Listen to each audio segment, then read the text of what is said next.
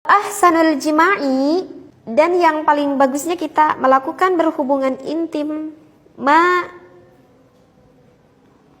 yuqibuhu nasyatun, setelahnya itu akan terdapat rasa giat di badan. Wa tayyibun nafsin, dan puasnya hati kita.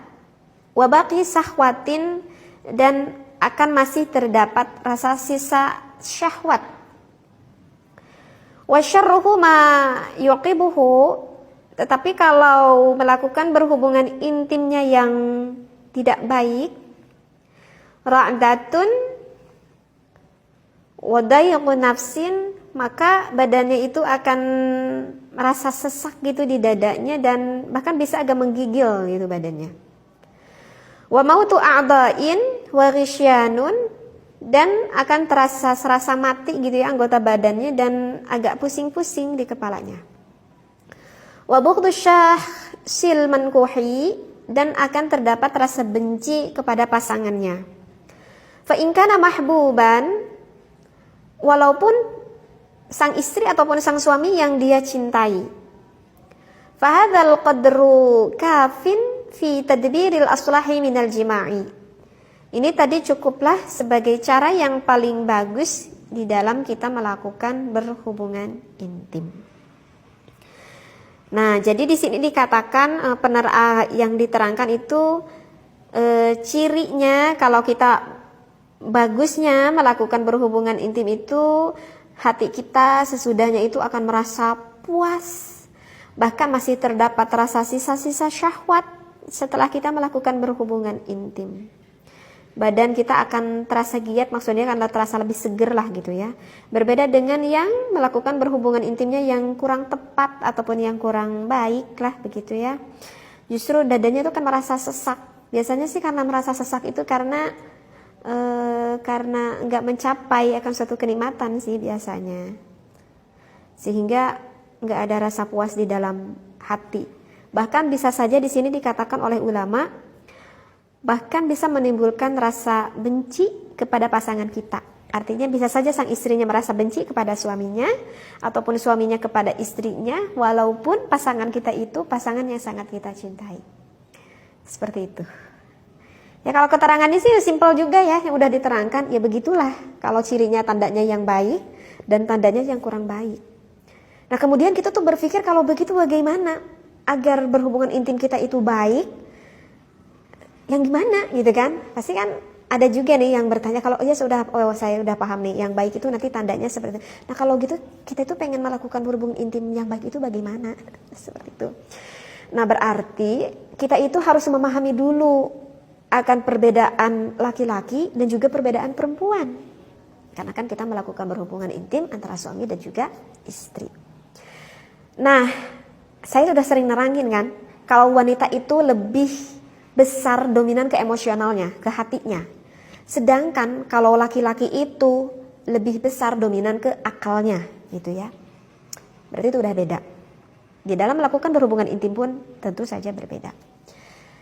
Di dalam melakukan bercinta ataupun di dalam melakukan berhubungan intim gitu ya, yang diinginkan oleh wanita ini, saya langsung spesifik ke ngobrolin masalah seks gitu ya, atau langsung ke hubungan masalah intim gitu ya. Kalau yang diinginkan oleh wanita itu adalah ingin dirasakan dulu ataupun ingin diberi dulu rasa cinta dari pasangannya. Baru kalau sang istri itu udah merasa dapatkan rasa cinta, rasa kasih sayang dari sang suami, baru sang istri itu mau melakukan berhubungan intim. Tapi kalau seorang laki-laki itu berbeda. Kalau laki-laki itu karena lebih dominan kepada akalnya, kepada pikirannya. Jadi kalau mau melakukan apapun itu, laki-laki itu biasanya lebih fokus. Jadi kalau misalkan laki-laki pengen melakukan berhubungan intim, ya udah, nggak banyak basa-basi, saya ingin melakukan berhubungan intim. Seperti itu. Jika sudah melakukan berhubungan intim, suami itu udah orgasme, baru sang suami itu baru bisa memberikan cinta kepada kita. Beda kan? Kalau sang istri itu pengen dapat cinta dulu, baru udah dapat cinta, baru sang istri itu ada gairah untuk melakukan hubungan seksualitas. Tetapi kalau suami itu terbalik, Kalau suami itu kalau pengen melakukan berhubungan intim, ya melakukan berhubungan intim dulu. Udah itu baru sang suami bisa memberikan rasa cinta dan kasih sayang kepada kita, kepada istrinya. Kenapa laki-laki itu seperti itu? Karena anatomi hipotalamus di laki-laki itu 2% setengah, maksud saya 2% setengahnya itu lebih lebar gitu yang ada di otaknya itu daripada perempuan. Gitu. Kenapa laki-laki seperti itu? Ya karena oleh Allah diciptakannya seperti itu. Berarti menurut Allah itu lebih maslahat. Kenapa? Karena laki-laki itu bebannya itu lebih banyak, bebannya itu lebih besar daripada kita seorang perempuan. Laki-laki itu yang berkewajiban untuk ibu bapaknya, ya, itu kan kewajiban laki-laki untuk menafkahi ataupun mengurus ibu bapaknya. Kemudian sang suami itu juga berkewajiban di dunia dan juga nanti di akhirat kepada istrinya. Jadi kalau misalkan istrinya itu enggak paham soal ibadah yang berhubungan dengan keseharian yang dipakai oleh sang istri, misalkan contoh tentang bab haid gitu ya. Kalau enggak ngerti sholat ya tentang sholat, artinya tentang ibadah lah yang berhubungan dilakukan untuk kewajibannya sehari-hari. Itu kewajiban siapa? Itu kewajiban suami. Kemudian suami juga kan mempunyai anak. Itu kewajiban siapa? Ya sebenarnya sih kewajiban ibunya dan juga kewajiban suaminya sebenarnya. Tetapi kan berarti kalau begitu tanggung jawab suami itu lebih banyak daripada tanggung jawab seorang istri. Seperti itu. Karena itulah Allah memberikan akalnya itu lebih banyak, lebih condong ke akalnya itu lebih banyak daripada perempuan. Seperti itu. Begitu.